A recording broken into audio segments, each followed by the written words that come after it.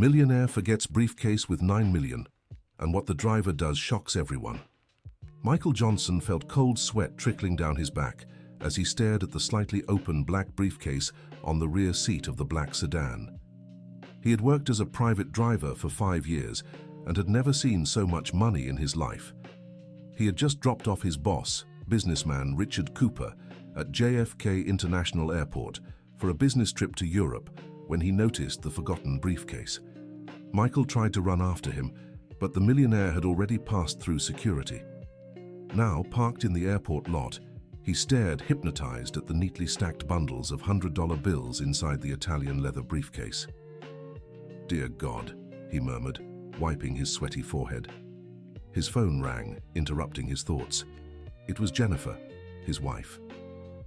"Michael," the doctor called, "Emily needs the surgery by the end of the week, or else..."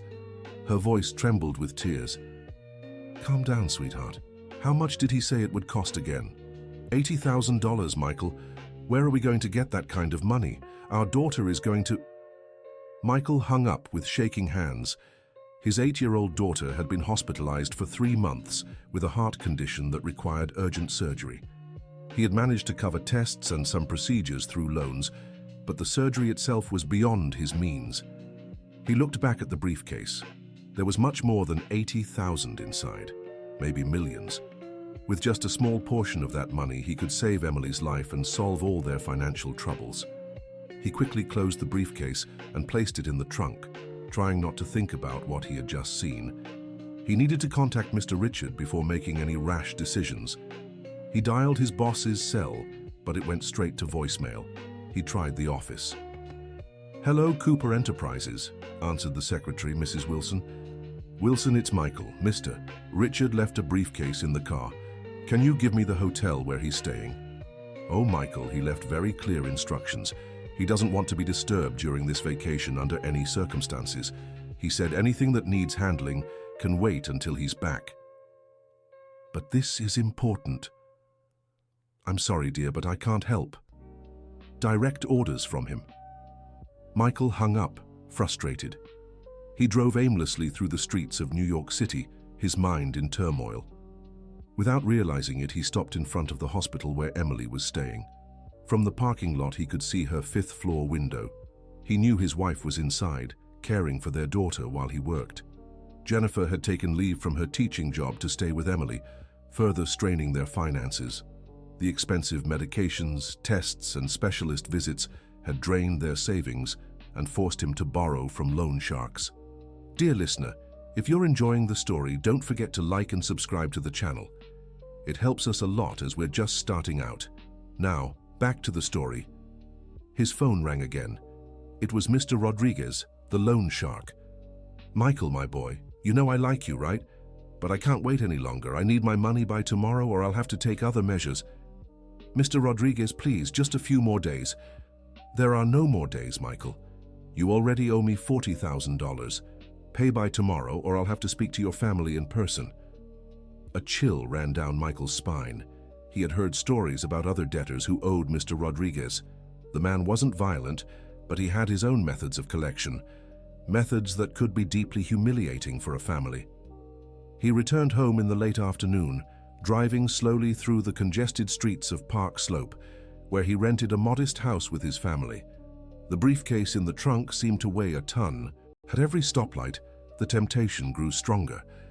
When he got home, he found an eviction notice taped to the door. He quickly tore it off before the neighbors could see. He had 15 days to pay the 3 months of overdue rent or leave the house. "Michael!" Jennifer appeared at the door holding Nathan, their youngest 5-year-old son. "How was your day?" "Just fine, honey. How's Emily?" "She asked for you a lot today. She misses her daddy." Michael hugged his wife and son, feeling the weight of guilt grow in his chest. They relied on him to solve the family's problems, but he felt completely lost. "Daddy, can we play with the toy cars?" Nathan asked, tugging at his father's hand. "Of course, son. Just let Daddy put his work things away first." Michael went to the car and stood frozen in front of the trunk. His hands trembled as he held the keys. Inside that briefcase was the solution to all his problems: Emily's surgery, the debt to the loan shark, the overdue rent, maybe even a better future for the whole family. But it wasn't his. It belonged to Mr. Richard, a man who had always treated him with respect and trust, a man who had been generous with his salary and never humiliated him, despite being far wealthier. "Michael, are you okay?" Jennifer had approached without him noticing. "I'm fine, honey. Just thinking." Thinking about what? Michael looked into her eyes and saw all the worry she was trying to hide from him. Jennifer had lost weight, with deep dark circles from sleepless nights at the hospital. She had aged years in just a few months. "About how we're going to get the money for Emily's surgery," he finally said.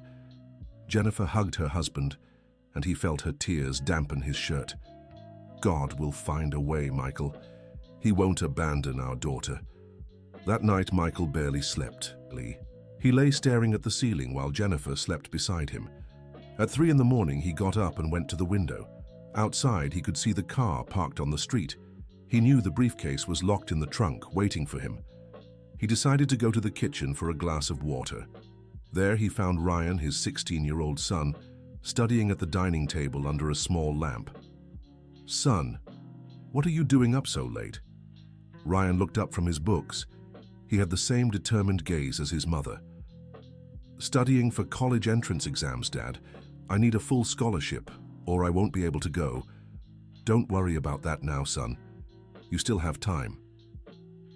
"Actually, Dad, I was thinking, maybe I should start working soon. I could help with Emily's expenses and the house." Michael's heart clenched. Ryan had always been a bright boy, top of his class since he was little. He dreamed of studying engineering and building a better life for the family. "No, Ryan, you're going to study and graduate. Your dad will figure it out." "But Dad, we have to be realistic. You can't do it all alone." "I said I'll figure it out," Michael interrupted, sharper than he intended. Ryan lowered his eyes and went back to his books. Michael felt terrible for snapping at his son, but he couldn't let the boy give up his dreams because of their struggles. He went back to bed, but sleep never came. At 5 in the morning, he gave up trying and went to shower. He had to pick up Mr. Richard at another airport at 10. He was returning from a quick meeting in Washington, D.C. before heading to Europe. On the way to the airport, Michael tried calling his boss's cell phone one more time. This time he answered. "Michael, is something wrong?" "Mr. Richard, you left a briefcase in the car yesterday. I tried to let you know, but..." There was a pause on the other end of the line. "Oh yes, the briefcase. Just leave it there in the car, Michael. I'll pick it up when I get back from Europe. Don't worry about it." "But sir..." "Michael, I'm heading into a meeting now. We'll talk when I get back, all right?" The call ended. Michael was puzzled by his boss's casual attitude. How could someone be so careless about a briefcase full of money? Unless... An idea began forming in his mind. What if this was a test? Richard Cooper was known in the business world as a very sharp man, always several steps ahead of others. Michael had heard stories about businessmen who tested their employees' honesty this way, but what if it wasn't a test? What if the man had genuinely forgotten the briefcase and didn't realize its importance? Very wealthy people sometimes lost track of the value of money. Michael arrived at LaGuardia Airport promptly at 10 in the morning. Richard Cooper appeared a few minutes later, as elegant as ever in his Italian suit. He was a man in his 50s, with neatly trimmed grey hair, exuding confidence and success. "Good morning, Michael. How was your night?" "Quiet, Mr. Richard. And the meeting?" "Productive. Now we just wait for the results." During the drive to JFK International Airport, where he would catch his flight to Paris, Richard worked on his laptop as usual. Michael watched through the rearview mirror, trying to decipher any sign that his boss was aware of the briefcase in the trunk. "Michael," Richard said, without looking up from the computer, "you've been doing excellent work all these years. I'm grateful for your dedication." "Thank you, Mr. Richard. I really enjoy working for you." "Do you have family?" Michael found the question odd. Richard knew his family. He had even given gifts to the children at Christmas. "Yes, sir. My wife Jennifer and our 3 kids." "And everything's all right with them?" Michael hesitated for a moment. "Actually, sir, my youngest daughter is sick. She needs surgery, but the insurance won't cover it." Richard finally looked up from the laptop and met Michael's eyes in the rearview mirror. "I'm sorry to hear that, Michael. Surgery is always worrying. What's the issue?" "Her heart, sir. The doctors say it's delicate but curable if she gets the operation soon. And have you managed to get the money for the surgery?" Michael's throat went dry. Why was his boss asking these questions right now? "We're still trying to figure that out, sir." Richard nodded and went back to his laptop, but Michael could feel him glancing through the rearview mirror from time to time. Dear listener, if you're enjoying the story, please take a moment to like and especially subscribe to the channel. It helps us a lot as we're just starting out. Now back to the story. They arrived at the airport in silence. Richard grabbed his carry-on and said goodbye normally, without mentioning the briefcase. Michael watched until he disappeared into the departure hall. Back in the car, Michael sat for a few minutes trying to process the conversation. The questions about his family, specifically about Emily's illness, couldn't be a coincidence. Richard knew about the briefcase and was testing his honesty. Or maybe he was being paranoid. Perhaps his boss truly didn't remember the briefcase, and the questions were just polite conversation. Michael drove home but took a different route this time. He passed through the upscale neighborhood where Richard lived, observing the mansions with their perfectly manicured lawns and luxury cars in the driveways. The gap between that world and his own was immense. One of the mansions had a sold sign out front. Michael stopped the car and stared. The house was listed at $8 million, according to the real estate sign. Less money than what was in the briefcase. For people like Richard, that amount might have just been petty cash. For Michael, it represented the difference between life and suffering for his daughter. His phone rang. It was Jennifer, frantic. "Michael, you need to come to the hospital right now. Emily got sick again. The doctor said they can't wait any longer. The surgery has to happen by tomorrow or else—" "I'm on my way," Michael said, speeding toward the hospital. He found Jennifer in the pediatric hallway, crying. She threw herself into his arms. "Michael, they said if they don't operate by tomorrow, it might be too late. Her heart is too weak." "Where is she now?" "In the ICU. Only 2 people can go in at a time." Michael entered the room with Jennifer. Emily was hooked up to several machines, looking even smaller in the hospital bed. When she saw her father, her eyes lit up. "Daddy, you came to see me." Michael approached the bed and held his daughter's tiny hand, fighting back tears. "Of course I came, sweetheart. How are you feeling?" "Tired, Daddy, but the nurse said after the surgery, I'll be able to run and play like the other kids." "That's right, honey. Everything's going to be okay. Daddy, promise you'll be here when I wake up from the surgery." Michael looked at Jennifer, tears streaming down her face. "I promise, my girl, Daddy will be here." They left the room in silence. In the hallway, the doctor waited for them. "Mr. Johnson, Mrs. Johnson, I need to be direct with you. Emily's condition has worsened. If we don't operate by noon tomorrow, it could be irreversible. Doctor, we're trying to get the money. I understand your situation, but I can't delay any longer. Her heart is too weak." Michael's legs felt like jelly. He rushed out of the hospital, leaving Jennifer with the kids. He got in his car and drove aimlessly, tears blurring his vision. He stopped in a deserted square and turned off the engine. The briefcase was just a few feet away, in the trunk. $80,000. That was all he needed to save his daughter. A trivial amount compared to what was inside. He got out of the car and opened the trunk. The briefcase seemed to glow under the streetlight. His hands shook as he touched the latch. "What do I do?" he murmured to himself. He remembered his daughter's face in the hospital bed, asking him to promise he'd be there when she woke up. He remembered Ryan studying late into the night, willing to give up his dreams to help the family. He remembered Jennifer, who had sacrificed her career to care for Emily. He opened the briefcase. The money was neatly stacked in bundles of $10,000 each. There were at least 90 bundles inside. $9 million, maybe more. Michael took 8 bundles, exactly $80,000, the cost of the surgery. He closed the briefcase quickly and got back in the car. But as he sat in the driver's seat, he couldn't bring himself to start the engine. He stared at the money on the passenger seat, feeling like the worst man in the world. It wasn't his. No matter how desperate the situation, that money belonged to someone else. Richard Cooper had always been fair with him, paid on time, treated him with respect, never disrespected him. How could he repay 5 years of trust by stealing from him? Michael put the money back in the briefcase. He closed the trunk and drove home, defeated. He found Ryan still studying in the living room. "Dad," Mum called. "She said Emily's having surgery tomorrow." "Yes, son, she is." "And the money?" Michael sat beside his son. For the first time in a long while, he decided to be completely honest. "We don't have the money, Ryan." Ryan closed his book and looked at his father. "Then how?" "I don't know, son. I really don't." They sat in silence for several minutes. "Dad, I can drop out of school and start working. In a few months we could save up." "Emily doesn't have a few months, Ryan. And you're not dropping out of school. Then what are we going to do?" Michael hugged his son, feeling the full weight of his helplessness. "We'll have faith, son. That's all we can do right now."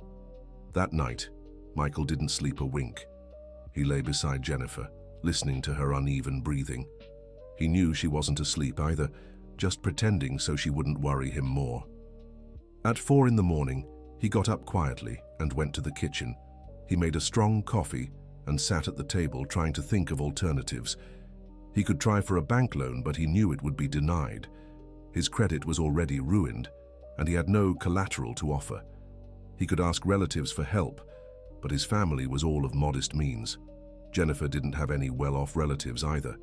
Only one option remained: use the money from the briefcase and then confess everything to Richard when he returned from his trip. Face the consequences, even if it meant losing his job or even facing legal trouble. His daughter's life was worth more than his honor. Michael made his decision. He would borrow the money from the briefcase, save Emily, and then deal with the fallout. Richard was a father too. Maybe he'd understand a father's desperation. He was about to leave when the landline rang. It was 5:30 in the morning. Who would call at this hour? "Hello? Michael? It's Wilson from Mr. Richard's office." Michael was surprised. The secretary never called this early. "Good morning, Wilson. Is something wrong?" "Michael, Mr. Richard asked me to call. He found out your daughter is sick and wants to help with the medical expenses." Michael nearly dropped the phone. "What do you mean?" "He said you've been an exemplary employee for 5 years and that the company has a fund to help employees in difficult situations. You can go to the hospital and authorize the surgery. We'll handle everything with the administration." Michael sat down in the kitchen chair, unable to believe what he was hearing. "Wilson, are you sure about this?" "Absolutely, Michael. Mr. Richard was very clear. He said he doesn't want you worrying about money right now. The important thing is your daughter getting better." "But isn't he traveling?" "He is, but he called me from Paris just now. Must have miscalculated the time difference, woke up in the middle of the night and decided to take care of this right away." After hanging up, Michael stood in the kitchen for several minutes. Did Richard actually know about the briefcase? The coincidence was too big. He woke Jennifer and told her the news. She cried with relief and gratitude. "Michael, Mr. Richard is an angel. How will we ever thank him for this kindness?" "By being honest with him, love. Always honest." They rushed to the hospital. The surgery was scheduled for 10 in the morning. Emily was in better spirits, feeling like she'd finally get better. "Daddy, after I recover, can I go to work with you? I want to meet your boss who's helping me." "Of course, sweetheart. I'm sure he'd love to meet you." The surgery lasted 4 hours. Michael, Jennifer, Ryan, and Nathan waited anxiously in the lobby. Finally, the doctor appeared with a smile. The surgery was a complete success. In a few weeks, Emily will be able to live a normal life like any other child. The family embraced, crying with joy. Michael felt as if a huge weight had been lifted from his shoulders. Dear listener, if you're enjoying the story, take a moment to like and especially subscribe to the channel. It helps us a lot as we're just starting out. Now, continuing. In the following days, as Emily recovered, Michael returned to his normal work routine. Richard was still traveling but had left a schedule of appointments for Michael to handle, taking some company executives to meetings, picking up clients at the airport. The briefcase remained in the trunk. Michael had checked it a few times and it was still intact. He began to wonder if Richard had truly forgotten about it, or if he was testing his honesty. A week after the surgery, Michael received an unexpected call. "Michael, this is Mr. Richard. How's your daughter doing?" "Much better, sir. We can't thank you enough for your generosity." "I'm glad to hear that. Michael, I'll be back tomorrow. Can you pick me up at the airport at 3 in the afternoon?" "Of course, sir. I'll be there." Michael, about that briefcase you mentioned, is it still in the car?" Michael felt his heart race. "Yes, sir. In the trunk, just as you asked." "Perfect. We'll talk about it tomorrow." That night, Michael barely slept again, but this time it wasn't out of desperation, it was anxiety. He knew the next day would be decisive for his future. He arrived at the airport an hour early. He checked the briefcase in the trunk. It was exactly as Richard had left it. Michael hadn't touched a single dollar. Richard appeared in the terminal promptly at 3 in the afternoon. He was accompanied by a younger, well-dressed man Michael didn't recognize. "Michael, this is the company's lawyer, Dr. Anderson." Michael greeted the lawyer, a chill running through him. Why had Richard brought a lawyer on the very day they were going to discuss the briefcase? During the drive to the office, the two men talked business in the back seat. Michael drove in silence, growing more nervous by the minute. "Michael," Richard said as they neared the office, "could you take us to my house, please? I need to take care of a personal matter before heading to work." "Of course, Mr. Richard." Richard's mansion was in Beverly Hills, a high-end gated community. Michael had been there many times but was always struck by its luxury. "Michael, could you come with me, please, and bring that briefcase?" Michael swallowed hard. The moment had come. He took the briefcase from the trunk and followed Richard and the lawyer into the house. The living room was enormous, decorated with expensive furniture and artwork. Richard gestured for Michael to sit in an armchair while he and the lawyer settled on the sofa across from him. "Michael, first I want to know how your daughter is doing," Richard said. "She's doing very well, sir. The doctors said the surgery was perfect. In a few weeks, she'll be able to come home." "That's wonderful. I'm very happy to hear that." Richard glanced at the briefcase in Michael's lap. "Now, about the briefcase. You must be wondering why I didn't bother retrieving it right away." Michael nodded, unable to speak. "The truth is, I knew it was in your car the whole time." "Sir?" "Michael, I've always known you were honest, but I needed absolute certainty. That briefcase contains $9 million in cash, money I'm going to use to invest in a new project." Michael's mouth went dry. $9 million. His estimate had been right. "I could have come back for the briefcase the same day, but I decided to test you. I wanted to see what you'd do in an extreme situation." Richard stood and began pacing the room. "I knew about your daughter's illness, Michael. I knew you were desperate for money. I knew about your debt to loan sharks, the overdue rent, all your financial troubles." Michael lowered his head, ashamed. "How did you know all that?" "Michael, you've worked for me for 5 years. Of course I take an interest in my employees' lives, especially those I trust." Richard sat back down. "For an entire week, you had access to an amount that would solve all your problems. Your daughter was literally between life and suffering, and you held the solution in your hands, yet you didn't touch a single penny." Michael looked up, surprised. "You knew I hadn't touched the briefcase." "I have my ways of knowing, Michael. What matters is that you passed the test." Richard signaled to the lawyer, who opened a folder and took out some documents. "Michael, I'm going to make you an offer. I'm starting a new executive transport company. I need a partner I can trust completely." Michael's eyes widened. "A partner?" "That's right. 49% of the company for you, 51% for me. You'll handle operations and I'll take care of finances and administration." "Mr. Richard, I don't understand." "Michael, in 5 years working with me, you've never been late, never been disrespectful, never tried to deceive me. And now, even with your daughter needing urgent surgery, you didn't touch money that wasn't yours." Richard took the documents from the lawyer. "That's a rare quality these days, Michael. Unshakable honesty. That's exactly what I need in a business partner." "But sir, I don't have money to invest." "You don't need to invest money, Michael. You're investing something far more valuable. Your integrity. That will be your capital in this partnership." Michael looked at the documents, still unable to believe what was happening. "The company will start with a fleet of 20 luxury cars. We'll serve business people, executives. people who need quality and trust in their service. Mr. Richard, I don't know what to say. Say you accept, Michael. Say you want to build something great with me. Michael glanced at the lawyer, who smiled and nodded. Dr. Anderson can explain all the legal details to you, but in short, you'll receive 49% of all company profits. Michael felt tears welling in his eyes. Mr. Richard, why are you doing this for me? Michael, do you think it's easy to find honest people in the business world? People you can trust with millions of dollars? Richard pointed to the briefcase. I left $9 million in your car for a week. Your daughter needed surgery. You were in serious financial trouble, and yet you didn't touch a thing. That's worth more than any degree or business experience. But what if I had failed the test? You didn't fail, Michael. I knew you wouldn't. I've known your character for 5 years. The lawyer explained all the contract details. The company would launch in 3 months. Michael would be the operations director, responsible for the fleet, drivers, and customer service. As for your starting salary, Richard said, you'll receive $10,000 a month plus your share of the profits. Michael could hardly believe it. From a driver making $3,000 a month to a partner in an executive transport company. Mr. Richard, I accept, but I have one condition. What is it? I want to drive the first car in the fleet.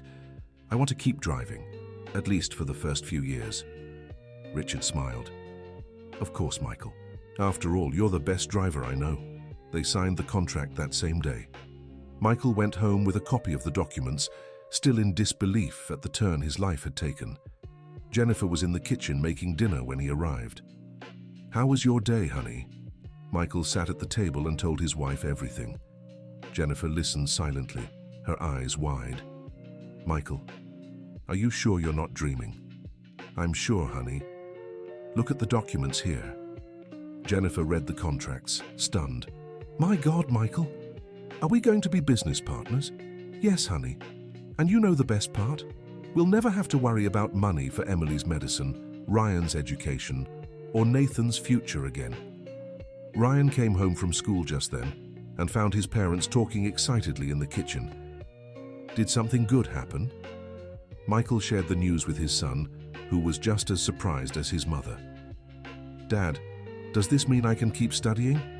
Not only can you, but you should, son. Now you can choose any college you want without worrying about money. Ryan hugged his father, moved. Dad, I always knew you were a man of integrity. Now others have seen it too. That night, the family had dinner together for the first time in months, without any financial worries. Michael looked at his wife and children, feeling immense gratitude for making the right choice. The next day, he visited Emily in the hospital. The little girl was doing much better, already able to sit up in bed and play with dolls. Daddy, when I get out of here, can I meet your boss? Of course, sweetheart. Actually, Daddy is his partner now. We'll be working together. What's a partner? It's when two people work together to build something great. And what are you going to build? A company, honey. A company that will help a lot of people. Emily smiled. That's so cool, Daddy. You deserve good things. Michael kissed his daughter's forehead, touched by her innocence and faith. 2 weeks later, Emily was discharged from the hospital. The family was whole again, and Michael couldn't have been happier. The executive transport company started operating 3 months later, as planned. Michael hired 15 experienced and honest drivers, many of them acquaintances who had been unemployed. In its first month, Cooper & Johnson Transport already had a loyal clientele of businessmen and executives who valued the quality and trustworthiness of the service. Michael personally drove for the most important clients, always impeccable in his uniform. Many asked how he had become Richard Cooper's partner, and he always answered simply, by being honest. Always honest. 6 months after the company opened, Michael received his first profit share. It was more money than he had earned in an entire year as a salaried driver. He used part of it to buy a house for his family in a better neighborhood. Another portion was set aside for his children's education, and a small amount was donated to a fund helping families with sick children. Michael, Jennifer said the night they moved into their new home, do you remember what you told me that terrible night when Emily was about to have surgery? What did I say? That we had to have faith that God would find a way. Michael hugged his wife. And he did, didn't he? But you know what I've learned, Jennifer? God helps those who make the right choice, even when it's hard. Ryan got into the Federal Engineering University with one of the highest entrance exam scores. Nathan was thriving at his new school, and Emily ran around the backyard of their new home, her heart working perfectly. A year after the company opened, Michael and Richard were in a planning meeting when Richard made a surprising revelation. "Michael, I have a confession to make." "What is it, Mr. Cooper?" "That test with the briefcase wasn't the first time I tested your honesty." Michael looked at him surprised. "What do you mean?" "During the 5 years you worked for me, I set up several situations to test your character. I left small amounts of money forgotten in the car. I had you run errands and always checked the change. Once, I pretended to lose a wallet with cash inside. And I never knew?" "Never. You've always been impeccable. You've returned every penny, always been honest in every situation." Richard smiled. "Michael, do you think I'd go into business with someone without being absolutely sure of their character?" Michael laughed. "You're sharper than I imagined." "It's not sharpness, Michael. It's caution. In business, honesty is the most valuable currency there is." 2 years after opening, Cooper and Johnson Transport had already become one of the most respected executive transportation companies in New York City. They had 50 cars in their fleet and over 100 employees. Michael had become a respected businessman, but never lost the humility and simplicity that always defined him. He still personally drove for special clients, and everyone knew him for the quality of his service and his integrity. One Friday afternoon, Michael was driving Richard to an important meeting when his boss and partner asked an unexpected question. "Michael, have you ever regretted not taking the money from the briefcase?" Michael thought for a moment before answering. "Mr. Richard, if I had taken that money, maybe I would have solved my problems at the time. But I would have lost something far more valuable." "What?" "A clear conscience. And most of all, the chance to build something great and honest by your side." Richard nodded, pleased with the answer. "Michael, do you know the difference between honest and dishonest people?" "What is it?" "Dishonest people solve immediate problems, but create bigger ones down the road. Honest people might suffer in the short term, but they build a solid future." "That's a lesson I want to pass on to my kids," said Michael. "And you are, Michael, every day by your example." That evening, Michael came home and found Emily doing homework at the living room table. She was already 10 years old, a bright and healthy girl. "Daddy, my teacher asked us to write about our hero. Can I write about you?" Michael was moved by his daughter's question. "Why do you want to write about me, sweetheart?" "Because you saved my life, Daddy. And not just by paying for the surgery. It was by being honest, even when it was hard." Michael hugged his daughter, feeling a deep happiness. Emily didn't know all the details of the briefcase story, but somehow she understood that her father's honesty had been key to their family's change in fortune. "You know what I've learned, Emily, that doing the right thing, even when it's hard, always pays off in the end." "And what if it didn't, Daddy? What if you'd stayed poor after returning the money?" Michael looked into his daughter's eyes, struck by the depth of her question. "It still would have been the right thing to do, sweetheart, because the most valuable thing we have isn't money, it's our dignity." Emily smiled and went back to her homework. "Then I'm definitely writing about you, Daddy, about the most honest man I know." 5 years after the briefcase incident, Michael was in his office when he got an unexpected call. "Michael, it's Richard. I need to talk to you urgently." "Is something wrong?" "Can you come to my house now?" Michael cancelled his afternoon appointments and went to Richard's mansion. He found his partner in the same room where they'd signed their business agreement years earlier. "Michael, sit down.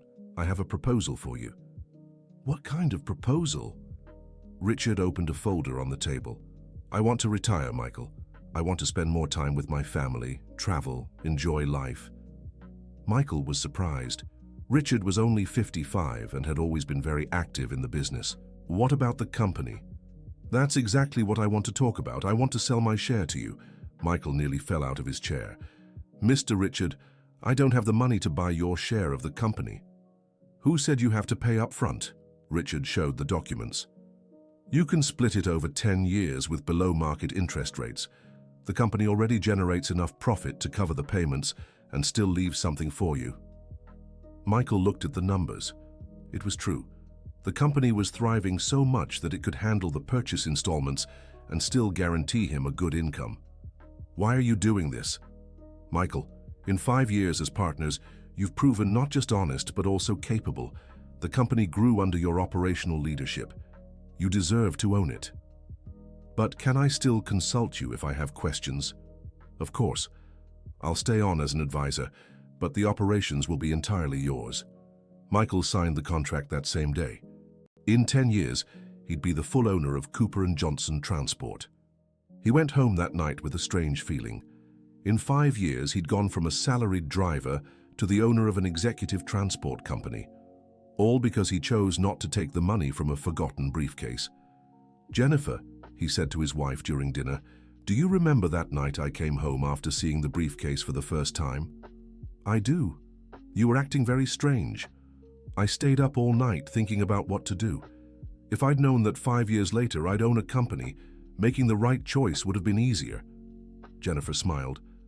"Michael, maybe the test wasn't just from Mr. Cooper. Maybe it was from God too, to see if you deserved the blessings coming your way."